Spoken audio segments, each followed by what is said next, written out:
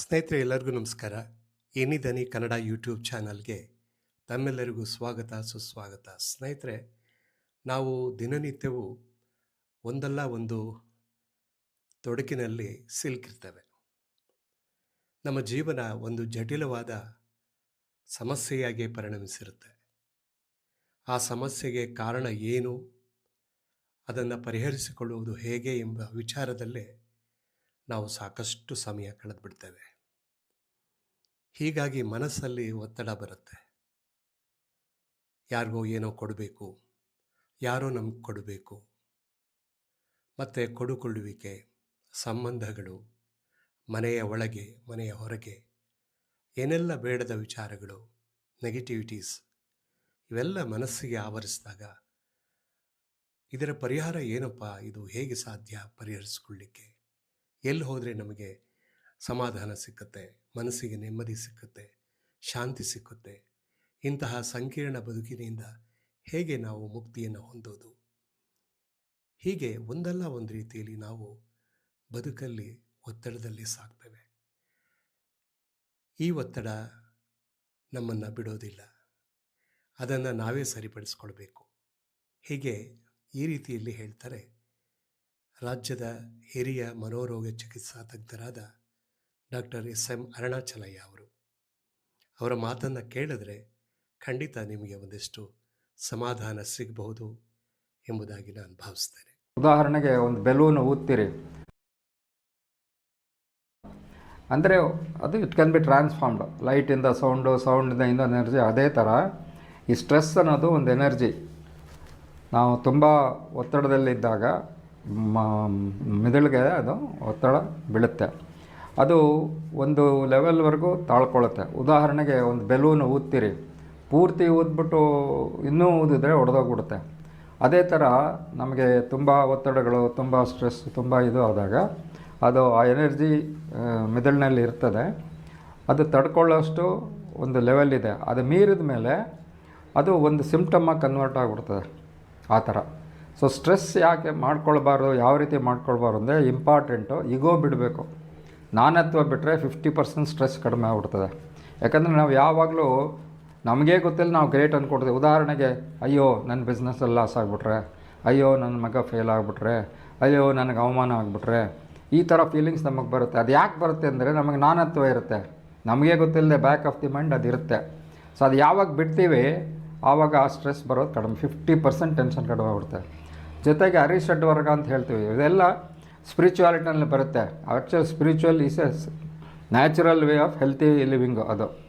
ಅದರಲ್ಲಿ ಅದು ಬಿಟ್ಟಾಗ 90% ನಮಗೆ ಸ್ಟ್ರೆಸ್ ಕಡಿಮೆ ಆಗಿಬಿಡ್ತದೆ. ಸೊ ಇದು ಈ ರೀತಿ ಕಡಿಮೆ ಮಾಡಿದಾಗ ನಾವು ಸ್ಟ್ರೆಸ್ ರಿಲೇಟೆಡ್ ಡಿಸೀಸಸ್ ನಮಗೆ ಬರೋದಿಲ್ಲ. ಮೈಂಡು ಕಾಮ್ ಆಗಿರುತ್ತೆ. Mind and body are interrelated ಪ್ರತಿಯೊಂದಕ್ಕೂ. ಮನಸ್ಸಿಗೆ ತೊಂದರೆ, ದೇಹಕ್ಕೆ ತೊಂದರೆ ಆಗುತ್ತೆ, ದೇಹಕ್ಕೆ ತೊಂದರೆ ಮನಸ್ಸಿಗೂ ತೊಂದರೆ ಆಗುತ್ತೆ. ಆದರೆ ಅದರಲ್ಲಿ ಇಂಪಾರ್ಟೆಂಟ್ ಇರೋದು ಮನಸ್ಸೇ. ಮನಸ್ಸು ಚೆನ್ನಾಗಿದ್ರೆ ದೇಹದ ನ್ಯೂನತೆ ಇದ್ದರೂ ನಾವು ಮುಂದುವರಿತೀವಿ.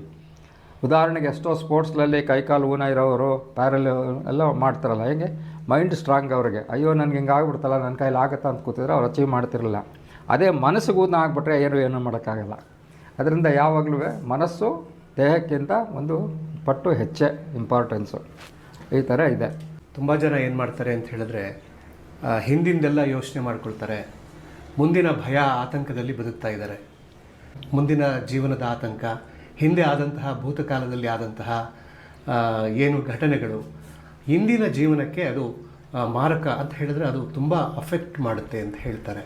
ಅದು ತಾವೇನು ಹೇಳ್ತೀರಿ ಸರ್? ಅದಕ್ಕೆ ನೋಡಿ, ಒಂದಿದೆ, trust God and live one day at a time ಅಂತ.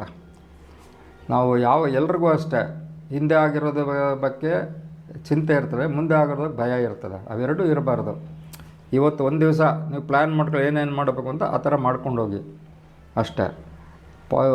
Worry of the past, fear of the future ಇರಬಾರ್ದು. ನಮಗೆ ನಡೀತಾ ಇರ್ತದೆ. ಅದರಿಂದ ನಾವು ಸಂತೋಷವಾಗಿರಬೇಕು ಅಂದರೆ ಇದು ಪ್ರಿನ್ಸಿಪಲ್ ಭಾಳ ಈಸಿ. ಇದು ಆಧ್ಯಾತ್ಮದಲ್ಲೂ ಬರುತ್ತೆ. Trust God and live one day at a time ಅಂತ. ಇವತ್ತೊಂದು ಪ್ಲ್ಯಾನ್, ಇವತ್ತು ಏನೇನು ಕೆಲಸ ಮಾಡಬೇಕು ಅದು ಮಾಡ್ಕೊಂಡು ಹೋಗ್ತಾಯಿರಿ. ನಾಳೆ ಪ್ಲ್ಯಾನ್ ಮಾಡ್ಕೊಂಡು ಹೋಗ್ತಾಯಿರಿ.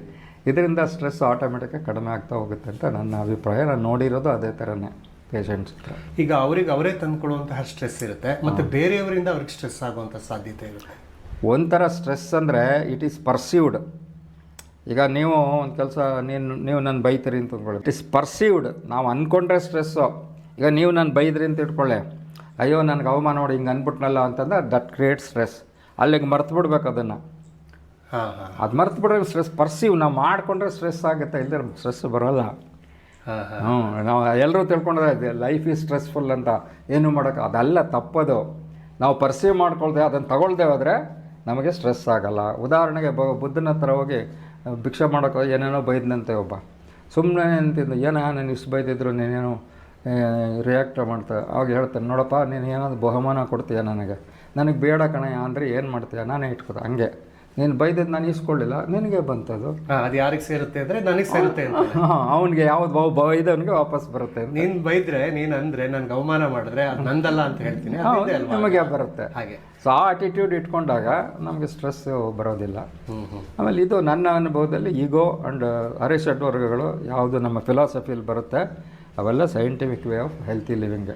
ಅದನ್ನು ಅಡಾಪ್ಟ್ ಮಾಡ್ಕೊಂಡು ಜೀವನದಲ್ಲಿ ಅಳವಡಿಸ್ಕೊಂಡ್ರೆ ನಮಗೆ ಸ್ಟ್ರೆಸ್ ಬರೋ ಚಾನ್ಸೇ ಇಲ್ಲ.